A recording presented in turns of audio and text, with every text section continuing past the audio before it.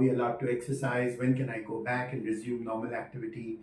The reality is a lot of this is plain hogwash. Once an embryo reaches the uterus, it's a completely normal pregnancy.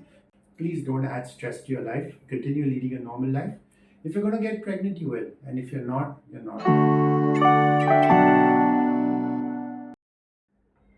One of the commonest questions which patients ask is, Doctor, what are the do's and don'ts after an embryo transfer?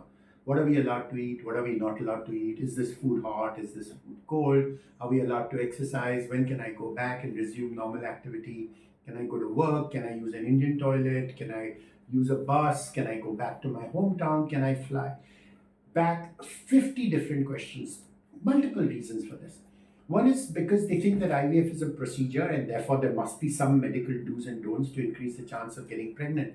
And they've read so much rubbish on the internet as to what they can do to increase chances or what are some of the things which will end up reducing the chances.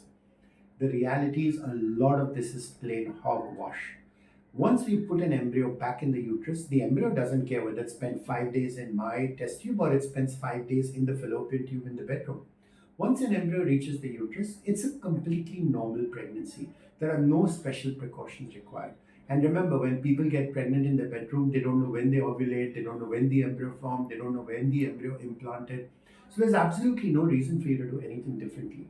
The only difference is you happen to know, because we've made the embryo in the lab, as to when we put the embryo back in the uterus. But honestly, that does not affect the process of embryo implantation at all. So our advice is, please don't add stress to your life. Continue leading a normal life. If you're going to get pregnant, you will. And if you're not, you're not. There's nothing much anyone can do about some of these things.